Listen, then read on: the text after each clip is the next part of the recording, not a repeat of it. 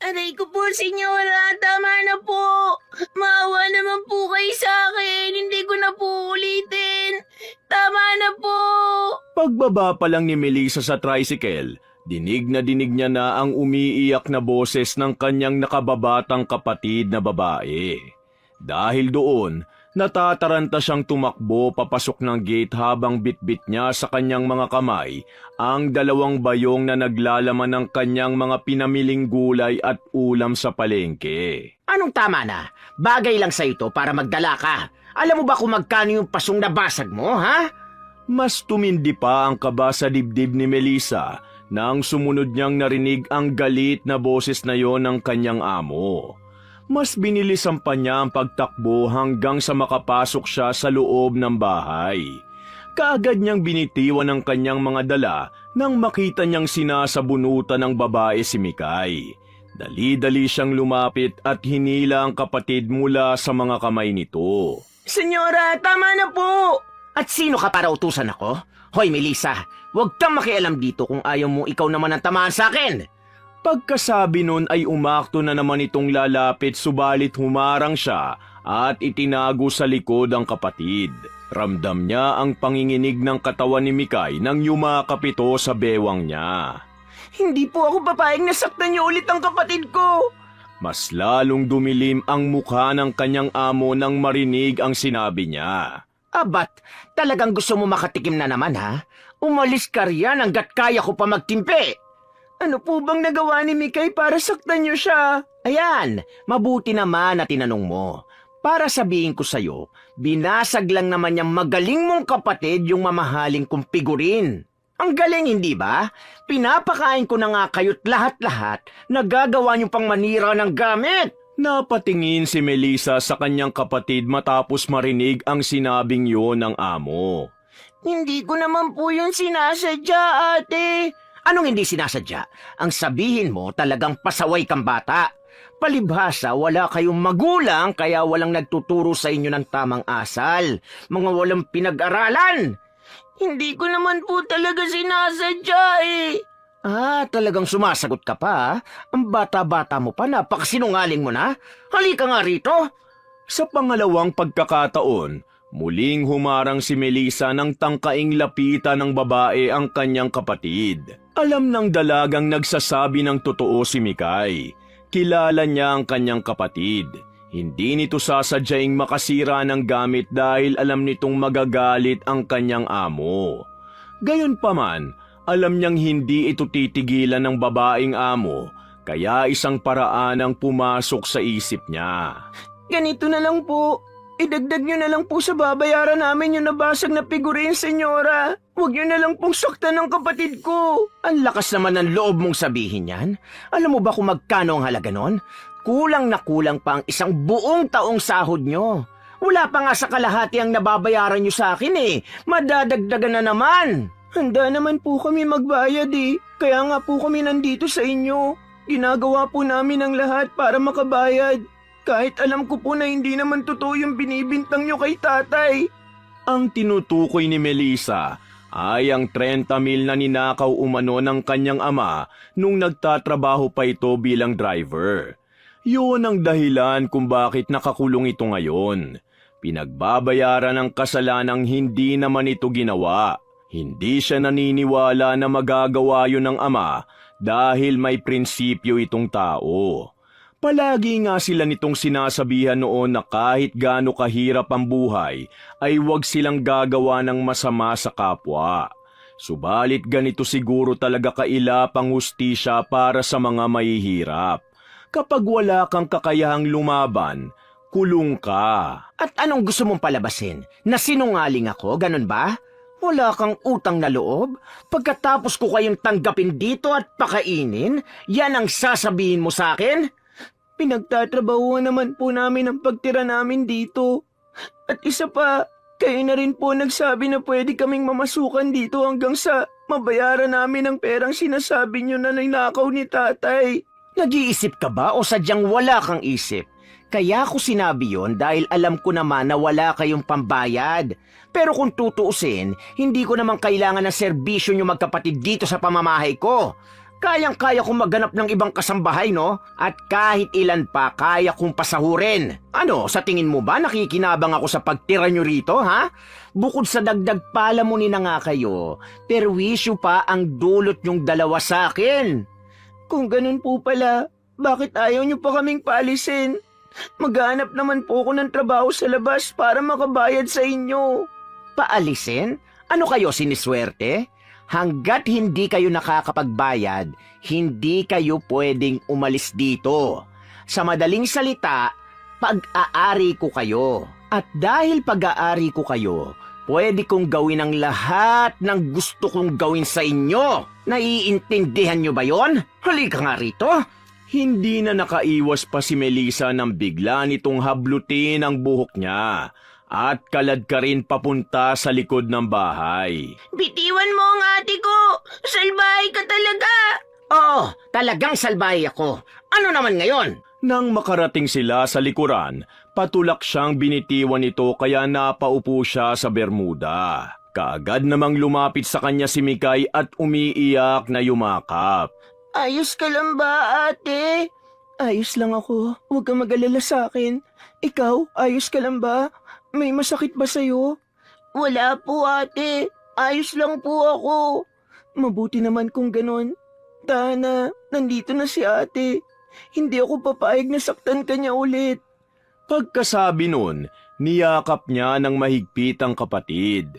Hindi yun ang unang beses na sinaktan sila ng kanilang amo.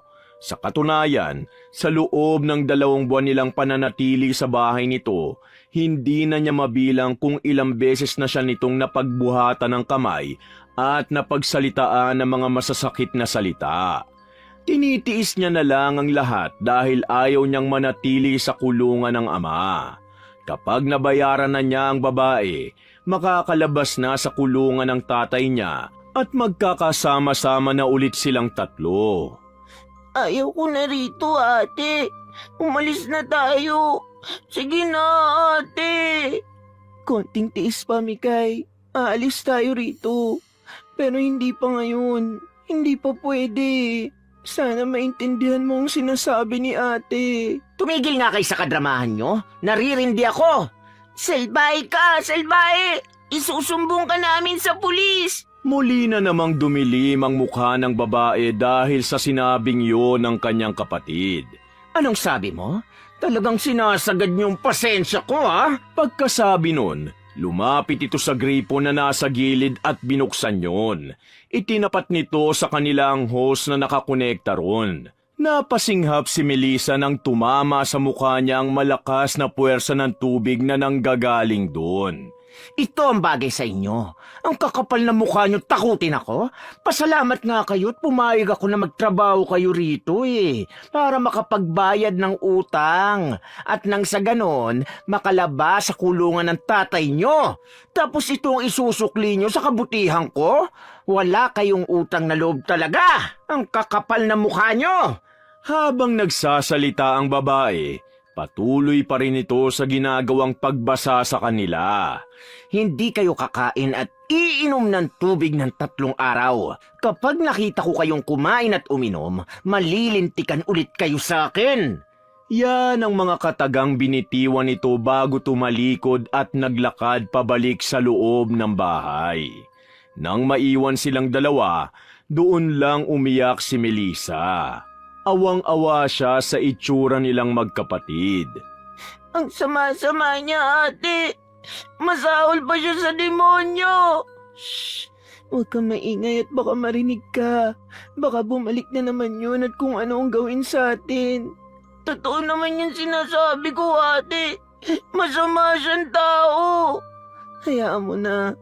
May ganyan talagang mga tao rito sa mundo. Basta, konting tiis na lang. Kapag nabayaran na natin yung perang sinasabi niya na ninakaw ni tatay, pwede na tayo umalis dito. At magkakasama-sama na ulit tayong 3. Pero hindi naman magnanakaw si tatay, hindi ba? Bakit siya nakulong? Oo, Mikay. Hindi magnanakaw si tatay. Hindi niya yun gagawin kahit mamatay pa tayo sa gutom. Pero bakit siya nakulong, ate? Dahil walang hustisya para sa ating mga mahihirap. Anong ibig mong sabihin, ate? Mahirap ipaliwanag eh. Paglaki mo, maiintindihan mo rin ang lahat. Ang importante sa ngayon, magtiis na muna tayo. Paano na tayo ngayon yan, ate? Bawal tayong kumain at uminom ng tubig. Ano nang gagawin natin? Huwag mo nang isipin yun. Ako naman ang nagluluto kaya pwede akong makapagtabi ng pagkain para sa'yo. Hindi niya naman siguro mahahalata yun. Paano ka po, ate? Huwag mo na akong alalahanin. Ang mahalaga, makakakain ka kahit isang beses lang sa isang araw. Sa tubig naman, may gripo naman dito sa likod eh. Pwedeng dyan tayo kumuha. Hanggang kailan tayo rito, ate? Gusto ko na umuwi sa bahay natin. Kahit kubo lang ang titira natin, mas gusto ko pa ron kesa rito.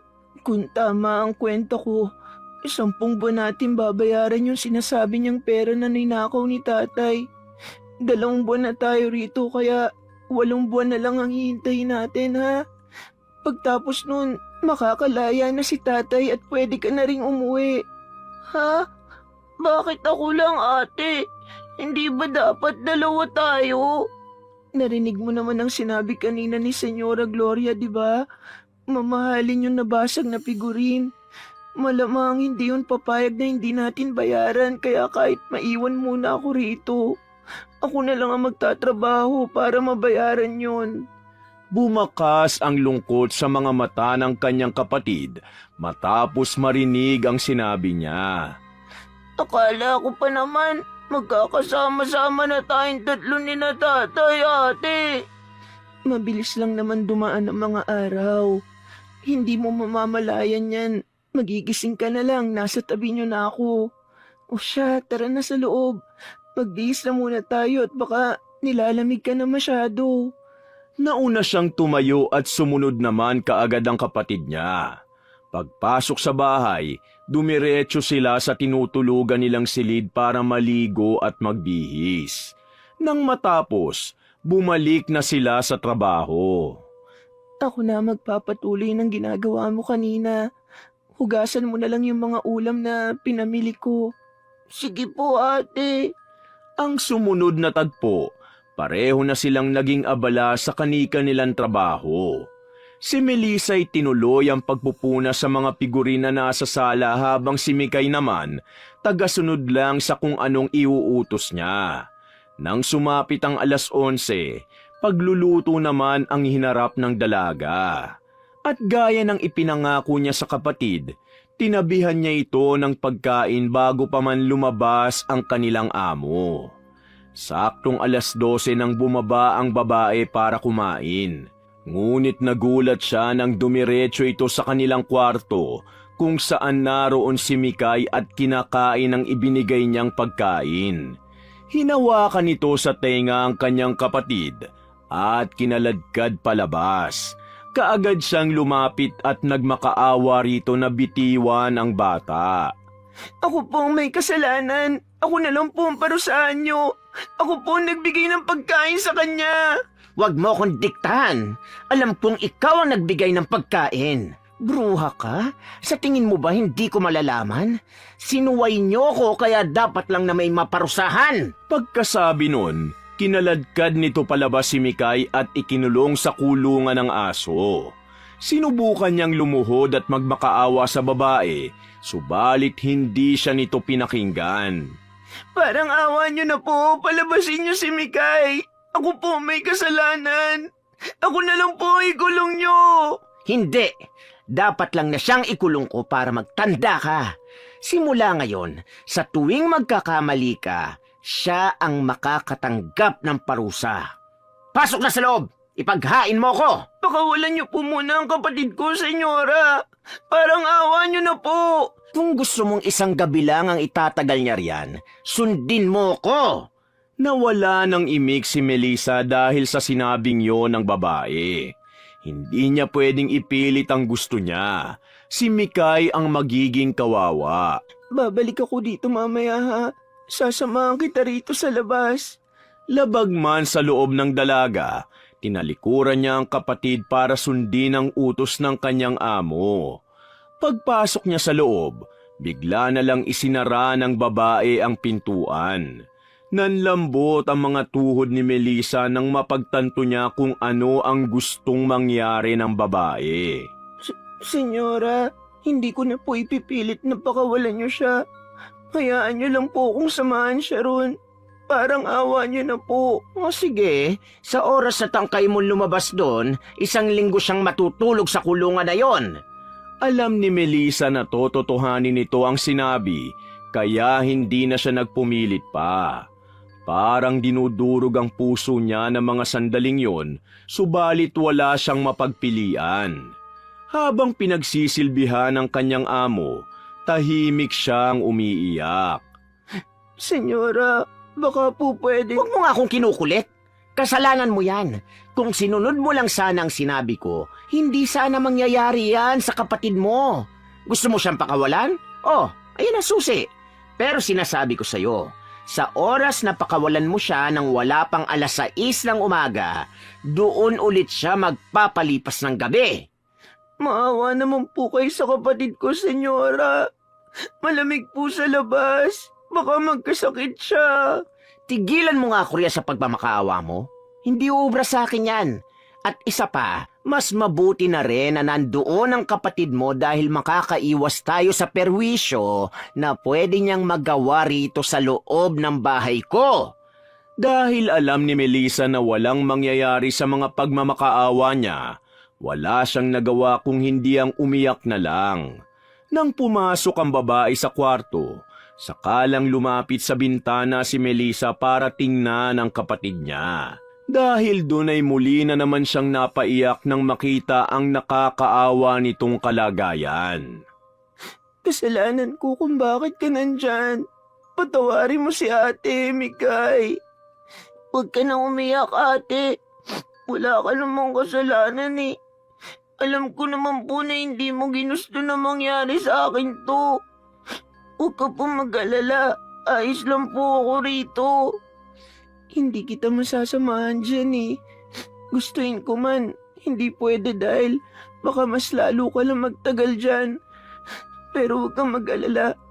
Dito ako matutulog mamayang gabi. Hindi ako aalis dito. Babantayan kita. Salamat, ate.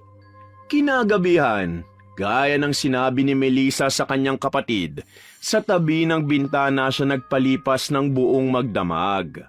Tiniis niyang huwag pakawalan si Mikay kahit pa nang magsimulang umulan. Mga bandang 5:00 na yon ng madaling araw. Konting tiis na lang, Mikay. 1 oras na lang pwede na kitang pakawalan. Sige po, ate. Ayos lang naman po ako eh. Kaya ko pa naman pong tiisin ng lamig. Maligo ka kaagad paglabas mo dyan mamaya ha. Para hindi ka lagnatin. Opo, ate. Salamat po sa pagbantay sa akin ha. Hindi po yata kayo natulog magdamag. Hindi ko kayang pumikit habang ikaw nandyan at nahihirapan. Dapat akong nakakulong dyan eh. Hindi ikaw. Ganito po pala ang pakiramdam na makulong kahit wala ka namang nagagawang mali, ate. Parang gusto mo na lang mawala ng pag-asa. Ganito rin siguro ang nararamdaman ngayon ni tatay sa kulungan. Siguro kung mayaman lang tayo katulad ni Senyora Gloria, hindi sana natin nararanasan ng ganito. Mahirap na nga tayo. Mas lalo pa nila tayo pinahihirapan. Bakit ganon, ate? Pera lang naman ang meron sila nang wala tayo, Mikay. Yun lang din ang kaya nilang ipagmalaki. Karamihan sa mga mayayaman na yan walang nagmamahal sa kanila dahil mas nire-respeto pa nilang pera kaysa sa kapwa nila. Kaya nilang manakit sa ngalan ng pera. Hindi katulad nating mga mahihirap. Walang ibang importante sa atin kundi ang makapiling ang mga mahal natin sa buhay. Bigla ako pong namiss si tatay, ate. Kumusta na kaya siya ron? Yun nga rin ang tanong na madalas tumatakbo sa isip ko eh. Kung Kumusta na kaya siya? Sa bawat araw na dumarating, wala akong ibang gustong mangyari kung hindi ang magkasama-sama ulit tayo. Ako rin, ate. Kapag nagkasama-sama ulit tayo, hindi na ako magdadabog kapag inuutusan niya akong bunutan siya ng puting buhok. Kahit araw-araw pa, hindi na ako magrereklamo. Miss ko na si tatay, ate. Miss ko na siya. Tuluyan nang naglandas ang mga luhang kanina pa gustong kumawala sa kanyang mga mata dahil sa sinabing yon ni Mikay. Ramdam na ramdam niya sa boses ng kanyang kapatid ang pangungulila. Pagtingin niya sa orasan, 6:00 na ng umaga kaya kaagad niyang binuksan ang pinto at lumabas para pakawalan si Mikay. 61 taon silang hindi nagkita dahil sinalubong nila ng mahigpit na yakap ang isa't isa. Ayos ka lang ba, ha? May masakit ba sa'yo? May nararamdaman ka ba? Ayos lang ako, ate. Nilalamig lang po ako. Tara na sa loob para makaligo ka at makapagbihis. Nanginginig sa lamig ang katawan ni Mikay, kaya inalalayan niya itong maglakad papasok hanggang sa makarating sila sa kanilang silid. Maligo ka na at magbihis. Magluluto na ako ng almusal. Baka magising na si Senyore. Kung hindi mo kayang kumilos, sige na, magpahinga ka na lang muna rito.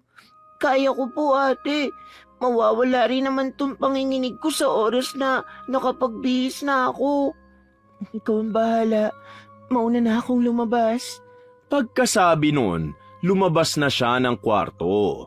Dumiretso siya sa kusina at naging abala sa pagluluto ng almusal. Saktong patapos na siya nang bumaba ang kanyang amo. Kaagad niya itong pinagsilbihan. Nasaan si Mikay? Bakit hindi ko pa siya nakikitang nagtatrabaho? Senyora, pwede po bang wag na muna siyang tumulong ngayong araw?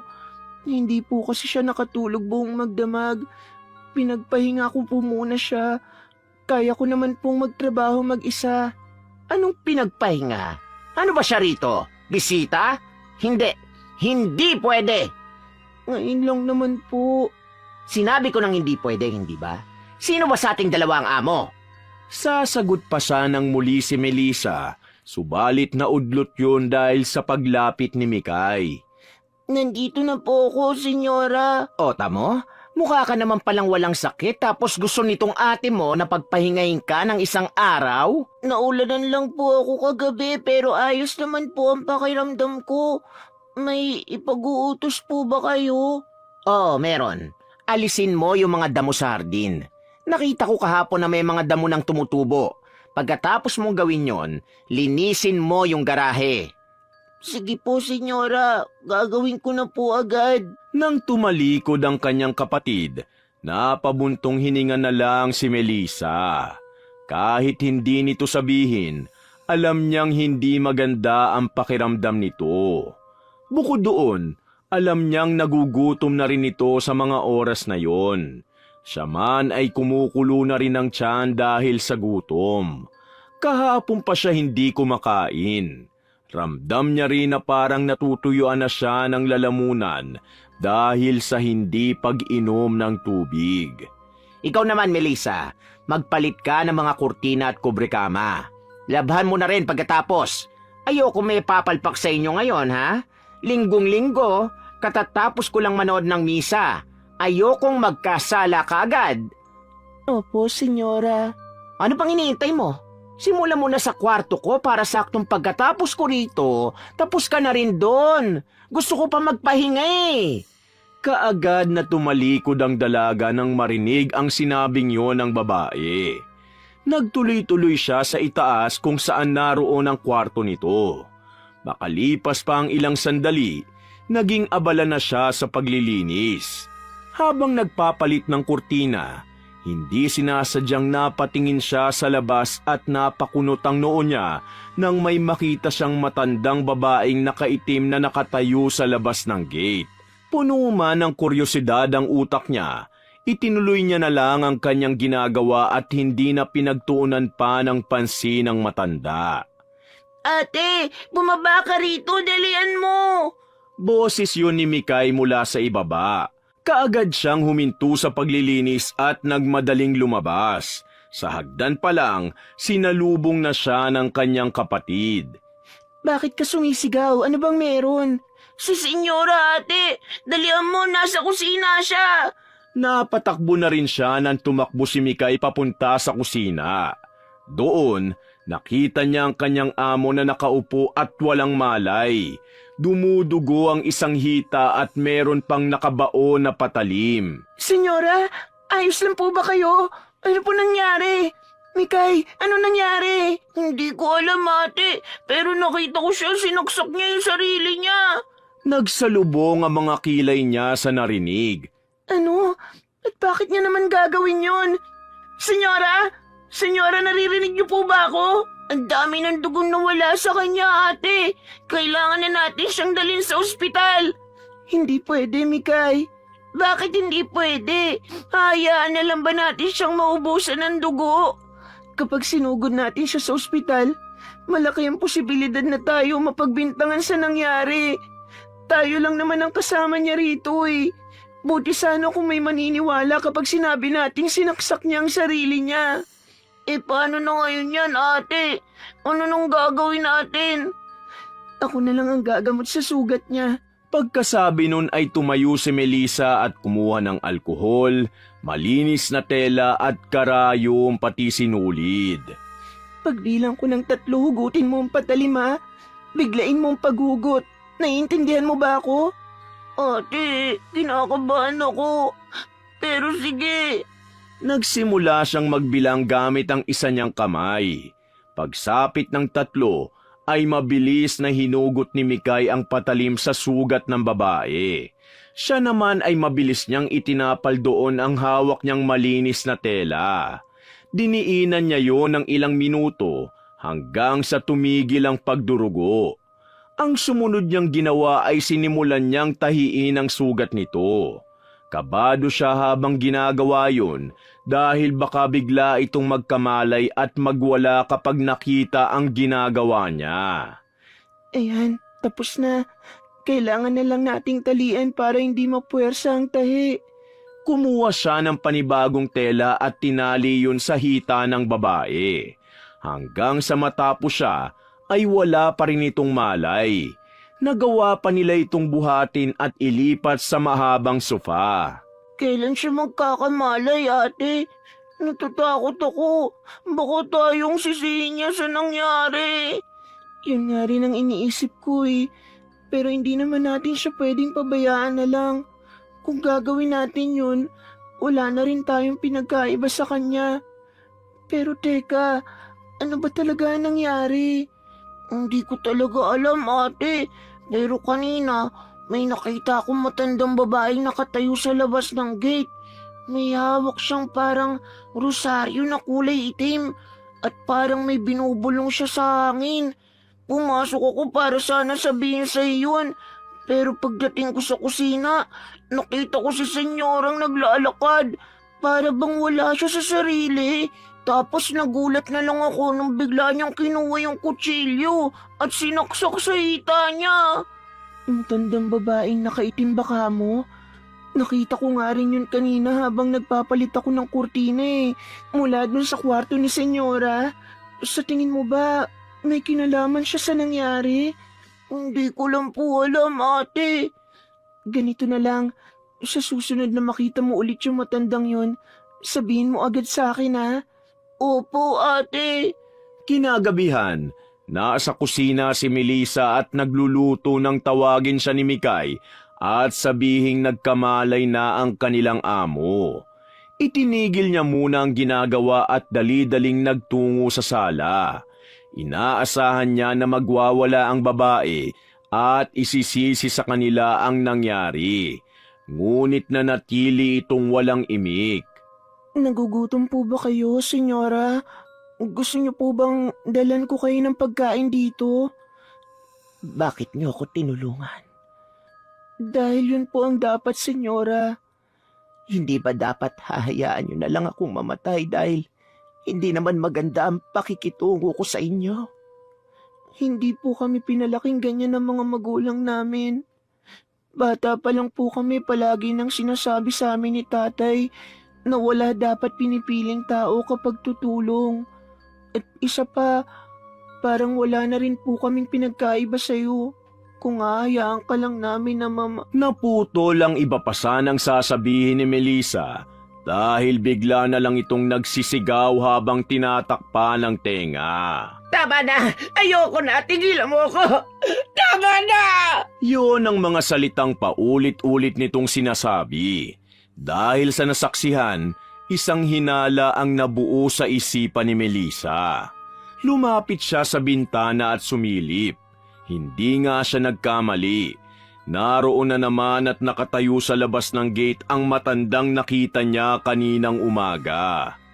Dito ka lang, Mikay. Samahan mo si Senyora. May pupuntahan lang ako saglit. Pagkasabi nun, lumabas siya ng bahay at malalaki ang mga hakbang na naglakad palapit sa gate. Nakita ng matandang babae na papalapit siya kung kaya't bigla itong naglakad palayo. Nang makalabas siya ng gate, hindi niya na ito nakita pa. Gayunpaman, ramdam niyang nasa malapit lang ito. Nagpatuloy siya sa paglalakad. Lakad dito, lakad doon, at lingon dito, lingon doon. Pagliko niya sa isang eskinita, nagulat siya dahil bigla na lang itong sumulpot sa harapan niya. Dahil doon, nagkaroon siya ng pagkakataon na makita ang mukha nito. Normal ang isa nitong mata at purong puti naman ang isa. Yun ang una niyang napansin. Nanigas ang katawan niya sa takot subalit hindi siya nagpahalata. Nang bumuka ang mga labi nito para magsalita, lumabas ang nangingitim nitong mga ngipin. Sino ka? Bakit mo ko hinahabol? May gusto lang po akong itanong. Alam ko po na kayong may kagagawan sa mga nangyayari ngayon sa amo namin. Bakit niyo po ito ginagawa? Dahil yun ang nararapat sa mga taong katulad niya. Dahil sa kanya kaya nawalan ako ng anak at apo. Ano pong ibig niyo sabihin? Bago kayo, namasukan din na katulong ang anak ko sa kanya. Buntis siya noon pero walang awa kung pagbuhatan siya ng kamay ng babaeng yon. At hindi lang yon, pinagbintangan pa siyang nagnakaw ng pera at ipakukulong. Hindi kinaya ng anak ko ang isiping posible sa kulungan siyang manganak kaya nagpakamatay siya. Pakiramdam ni Melissa ng mga sandaling yun, may matulis na bagay na bigla na lang bumaon sa kanyang dibdib matapos niyang marinig ang sinabi ng matanda. Nakaramdam siya ng awa sa matanda at sa anak nitong nagpakamatay. Ilang beses akong lumapit sa kanya at nakiusap na humingi siya ng kapatawaran sa anak ko. Pero paulit-ulit lang siyang nagmatigas. Sa halip na aminin ang mga pagkakamali, isinusumbat niya pa ang binigay niyang tulong para sa pagpapalibing sa anak ko. Ang babaeng yan, ginagawa niya lang laruan sa mga kamay niya ang buhay ng mga katulad nating mahihirap. Alam kong hindi magkakaroon ng hustisya nangyari sa anak ko. Kaya ako nang gumagawa ng paraan. Mahirap bang humingi ng tawad at aminin ang pagkakamali? Yun lang naman ang hinihingi ko sa kanya. Naiintindihan ko po ang nararamdaman niyo. Ako man may galit din sa kanya dahil sa ginawa niya sa pamilya namin.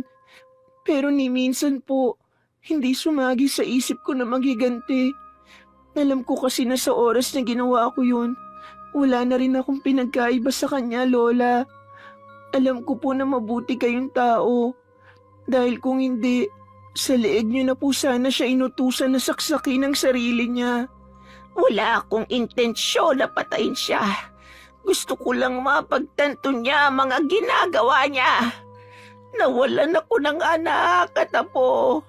Kalabisan ba kung gustuin kong lumuhod siya sa akin at humingi ng tawad? Magsasalita pa sanang muli si Melissa, subalit naudlot yun dahil may biglang nagsalita mula sa kanilang likuran. Hindi po. Hindi po kalabisan yon. Sabay silang lumingon sa pinagmula ng pamilyar na boses na yon at nakita nila si Mikay at ang kanyang among nakatayo ilang metro ang pagitan mula sa kanila. Iika-ika itong naglakad at huminto sa tapat nila mismo. Ilang sandali pa, dahan-dahan itong lumuhod. Hindi ko po alam kung sapat na itong ginagawa ko para maibsan man lang ang sakit na naibigay ko sa inyo. Pero sana po mapatawad niyo ko. Ngayon ko lang napagtanto ang mga maling nagawa ko. Patawarin po ninyo ako. Hindi na malaya ni Melissa na umiiyak na pala siya habang pinanonood ang mga nangyayari. Sa wakas, makukuha na rin ng matanda ang inaasam nitong paghingi ng tawad ng kanyang amo. Ito na po, Lola. Nakaluhod na po siya sa harapan niyo. Sana po tanggapin yung paghingi niya ng tawad. Ang tagal kong inintay ang araw na ito.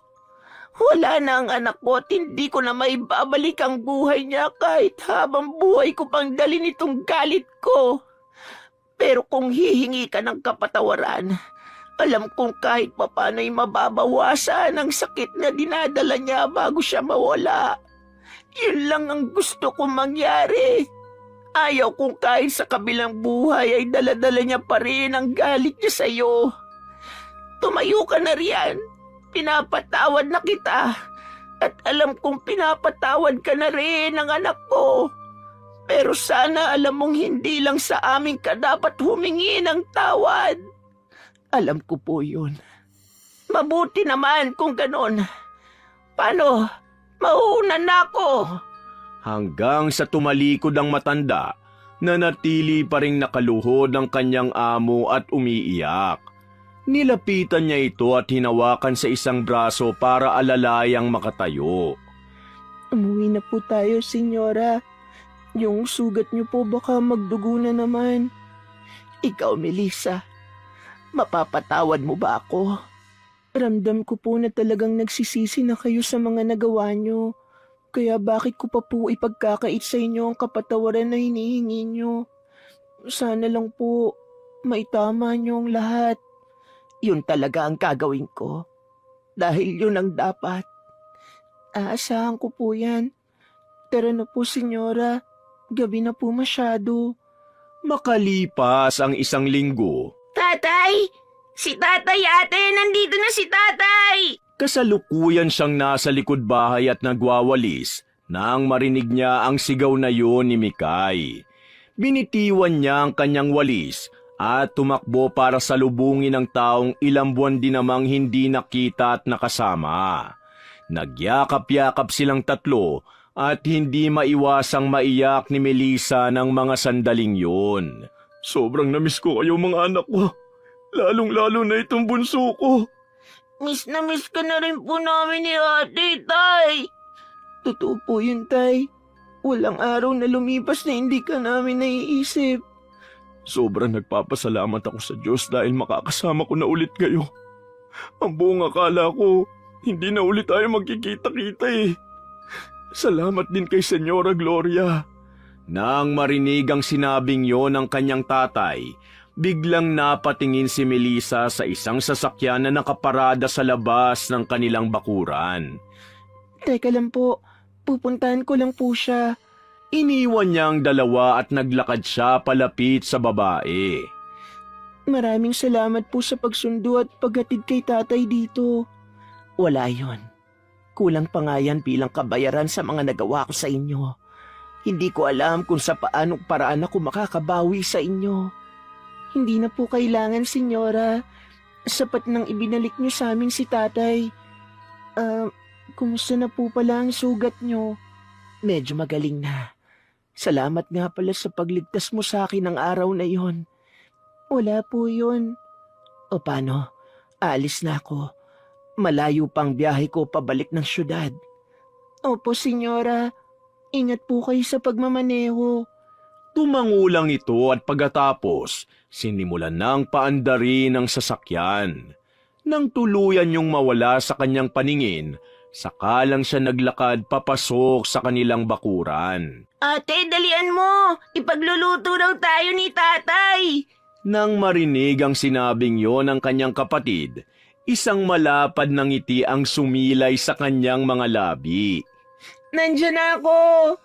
Lumipas ang mga araw, linggo at buwan. Nabalitaan ni Melissa na nagpatayo ng bahay ampunan ang dati niyang amo para sa mga bata at matatanda na iniwan o wala ng mga mahal sa buhay. Masaya siya sa kanyang mga nalaman, ganun din ang kanyang tatay at kapatid. Masaya sila para sa taong minsan ang naging dahilan ng kanilang lungkot at pag-iyak. Hindi sila binigo ng paniniwala nilang lahat ng tao ay kayang magbago, kahit gaano pa ito kasama. Wakas!